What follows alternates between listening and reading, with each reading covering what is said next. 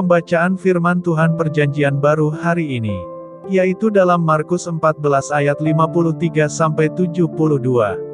Yesus di hadapan Mahkamah Agama. Kemudian Yesus dibawa menghadap imam besar.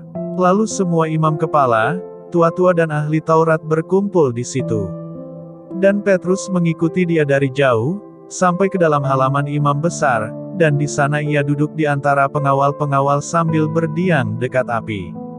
Imam-imam kepala, malah seluruh mahkamah agama mencari kesaksian terhadap Yesus supaya ia dapat dihukum mati, tetapi mereka tidak memperolehnya. Banyak juga orang yang mengucapkan kesaksian palsu terhadap dia, tetapi kesaksian-kesaksian itu tidak sesuai yang satu dengan yang lain. Lalu beberapa orang naik saksi melawan dia dengan tuduhan palsu ini.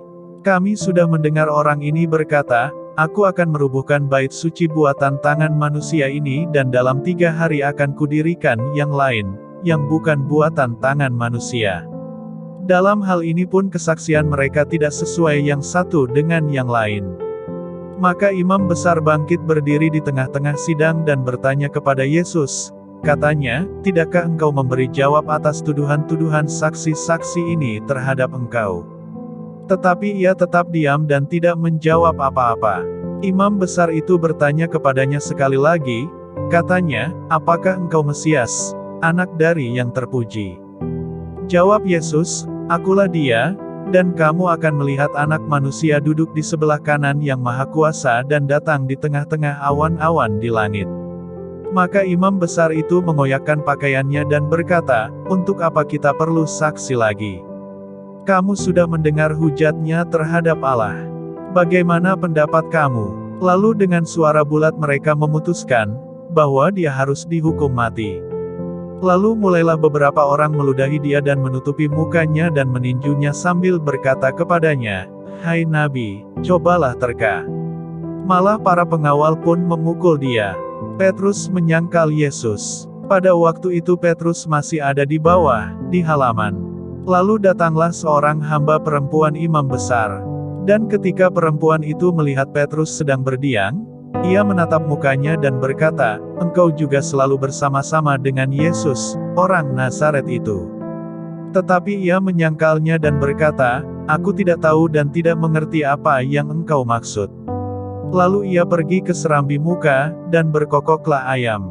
Ketika hamba perempuan itu melihat Petrus lagi, berkatalah ia pula kepada orang-orang yang ada di situ, "Orang ini adalah salah seorang dari mereka."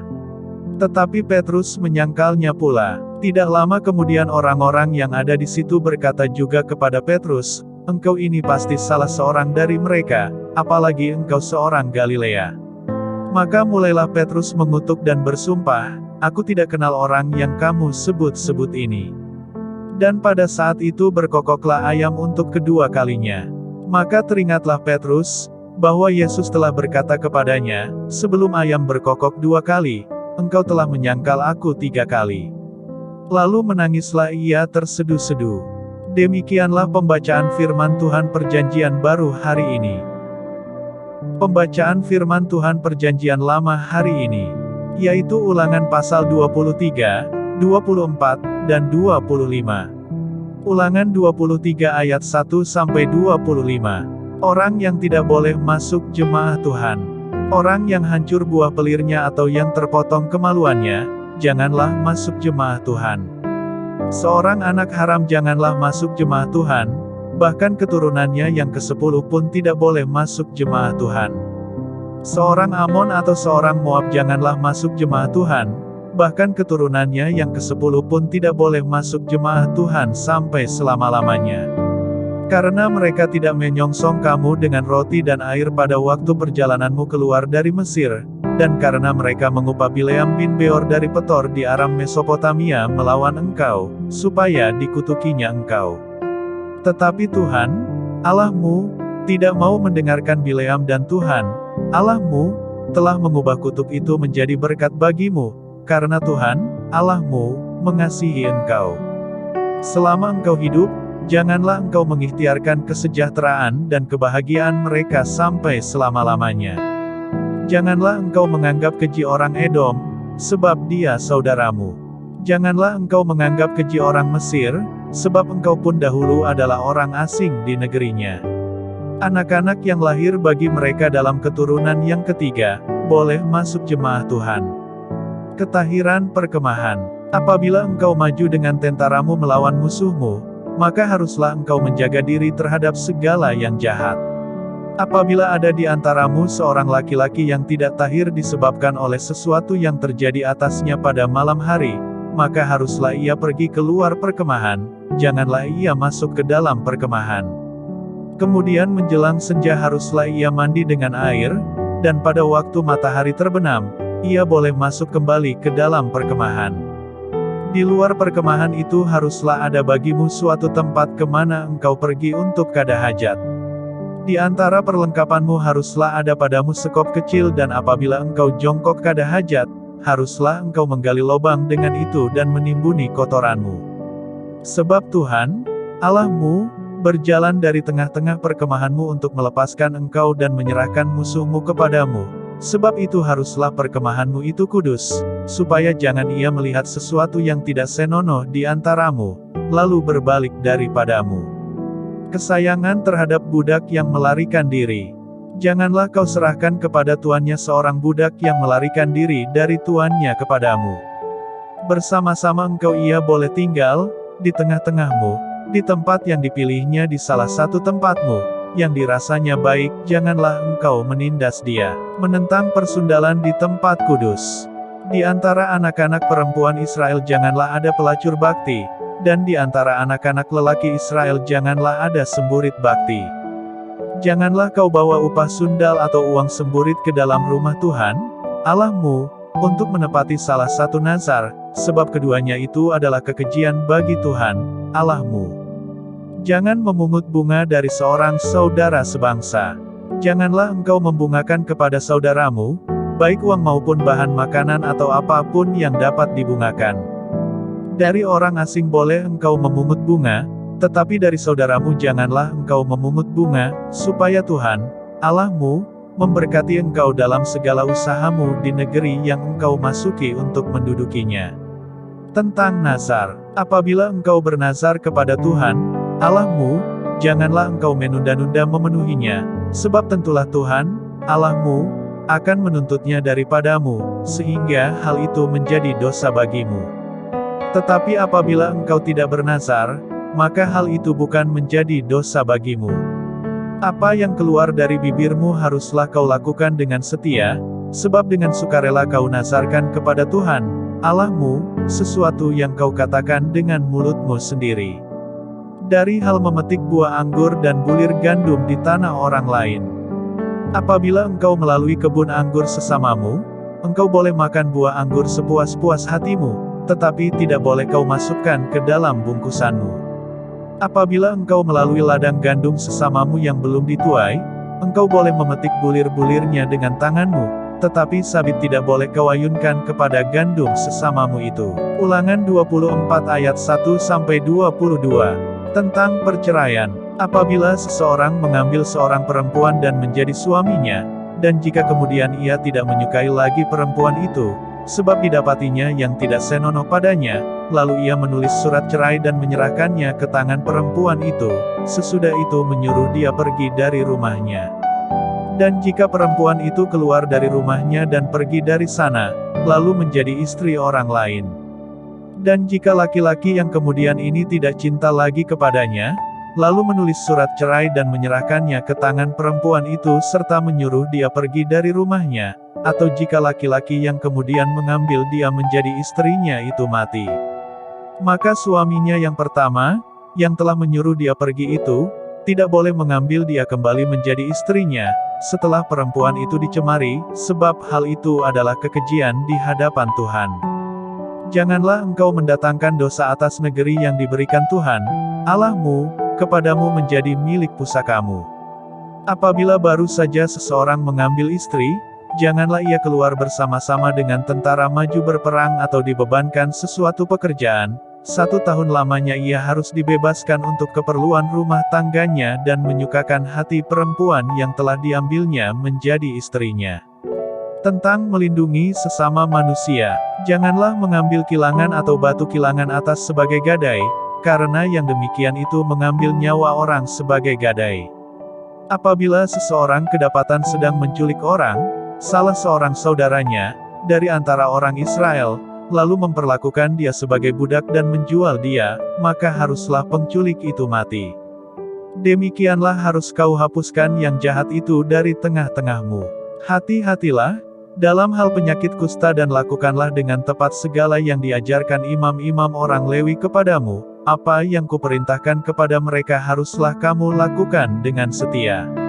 Ingatlah apa yang dilakukan Tuhan, Allahmu, kepada Miriam pada waktu perjalananmu keluar dari Mesir. Apabila engkau meminjamkan sesuatu kepada sesamamu, janganlah engkau masuk ke rumahnya untuk mengambil gadai daripadanya. Haruslah engkau tinggal berdiri di luar, dan orang yang kau beri pinjaman itu haruslah membawa gadai itu keluar kepadamu. Jika ia seorang miskin, janganlah engkau tidur dengan barang gadaiannya. Kembalikanlah gadaian itu kepadanya pada waktu matahari terbenam, supaya ia dapat tidur dengan memakai kainnya sendiri dan memberkati engkau. Maka engkau akan menjadi benar di hadapan Tuhan, Allahmu. Janganlah engkau memeras pekerja harian yang miskin dan menderita, baik ia saudaramu maupun seorang asing yang ada di negerimu, di dalam tempatmu.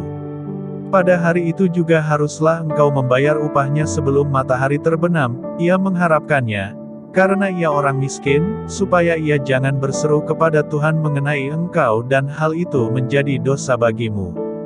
Janganlah ayah dihukum mati karena anaknya, janganlah juga anak dihukum mati karena ayahnya, setiap orang harus dihukum mati karena dosanya sendiri. Janganlah engkau memperkosa hak orang asing dan anak yatim, juga janganlah engkau mengambil pakaian seorang janda menjadi gadai. Haruslah kau ingat, bahwa engkau pun dahulu budak di Mesir dan engkau ditebus Tuhan, Allahmu, dari sana, itulah sebabnya aku memerintahkan engkau melakukan hal ini. Apabila engkau menuai di ladangmu, lalu terlupa seberkas di ladang, maka janganlah engkau kembali untuk mengambilnya, itulah bagian orang asing, anak yatim dan janda, supaya Tuhan, Allahmu, memberkati engkau dalam segala pekerjaanmu. Apabila engkau memetik hasil pohon zaitunmu dengan memukul-mukulnya, janganlah engkau memeriksa dahan-dahannya sekali lagi, itulah bagian orang asing, anak yatim dan janda. Apabila engkau mengumpulkan hasil kebun anggurmu, janganlah engkau mengadakan pemetikan sekali lagi, itulah bagian orang asing, anak yatim dan janda. Haruslah kau ingat, bahwa engkau pun dahulu budak di tanah Mesir, itulah sebabnya aku memerintahkan engkau melakukan hal ini. Ulangan 25 ayat 1-19. Menentang kekerasan yang sewenang-wenang. Apabila ada perselisihan di antara beberapa orang, lalu mereka pergi ke pengadilan, dan mereka diadili dengan dinyatakannya siapa yang benar dan siapa yang salah. Maka jika orang yang bersalah itu layak dipukul, haruslah hakim menyuruh dia meniarap dan menyuruh orang memukuli dia di depannya dengan sejumlah dera setimpal dengan kesalahannya. 40 kali harus orang itu dipukuli, jangan lebih, supaya jangan saudaramu menjadi rendah di matamu, apabila ia dipukul lebih banyak lagi. Janganlah engkau memberangus mulut lembu yang sedang mengirik. Tentang kawin dengan istri saudara yang telah mati. Apabila orang-orang yang bersaudara tinggal bersama-sama dan seorang daripada mereka mati dengan tidak meninggalkan anak laki-laki, maka janganlah istri orang yang mati itu kawin dengan orang di luar lingkungan keluarganya, saudara suaminya haruslah menghampiri dia dan mengambil dia menjadi istrinya dan dengan demikian melakukan kewajiban perkawinan ipar. Maka anak sulung yang nanti dilahirkan perempuan itu haruslah dianggap sebagai anak saudara yang sudah mati itu, supaya nama itu jangan terhapus dari antara orang Israel. Tetapi jika orang itu tidak suka mengambil istri saudaranya, maka haruslah istri saudaranya itu pergi ke pintu gerbang menghadap para tua-tua serta berkata, "Iparku menolak menegakkan nama saudaranya di antara orang Israel, ia tidak mau melakukan kewajiban perkawinan ipar dengan aku." Kemudian para tua-tua kotanya haruslah memanggil orang itu dan berbicara dengan dia. Jika ia tetap berpendirian dengan mengatakan, "Aku tidak suka mengambil dia sebagai istri," Maka haruslah istri saudaranya itu datang kepadanya di hadapan para tua-tua, menanggalkan kasut orang itu dari kakinya, meludahi mukanya sambil menyatakan, beginilah harus dilakukan kepada orang yang tidak mau membangun keturunan saudaranya. Dan di antara orang Israel namanya haruslah disebut, kaum yang kasutnya ditanggalkan orang. Larangan berbuat biadab. Apabila dua orang berkelahi dan istri yang seorang datang mendekat untuk menolong suaminya dari tangan orang yang memukulnya, dan perempuan itu mengulurkan tangannya dan menangkap kemaluan orang itu, maka haruslah kau potong tangan perempuan itu, janganlah engkau merasa sayang kepadanya. Sukatan dan timbangan yang benar. Janganlah ada di dalam pundi-pundimu dua macam batu timbangan, yang besar dan yang kecil. Janganlah ada di dalam rumahmu dua macam eva, yang besar dan yang kecil. Haruslah ada padamu batu timbangan yang utuh dan tepat, haruslah ada padamu eva yang utuh dan tepat, supaya lanjut umurmu di tanah yang diberikan kepadamu oleh Tuhan, Allahmu. Sebab setiap orang yang melakukan hal yang demikian, setiap orang yang berbuat curang, adalah kekejian bagi Tuhan, Allahmu. Amalek harus dihapuskan. Ingatlah apa yang dilakukan orang Amalek kepadamu pada waktu perjalananmu keluar dari Mesir. Bahwa engkau didatangi mereka di jalan dan semua orang lemah pada barisan belakangmu dihantam mereka, sedang engkau lelah dan lesu. Mereka tidak takut akan Allah. Maka apabila Tuhan, Allahmu, sudah mengaruniakan keamanan kepadamu daripada segala musuhmu di sekeliling, di negeri yang diberikan Tuhan, Allahmu, kepadamu untuk dimiliki sebagai milik pusaka, maka haruslah engkau menghapuskan ingatan kepada Amalek dari kolong langit. Janganlah lupa. Demikianlah pembacaan firman Tuhan hari ini. Tuhan Yesus memberkati.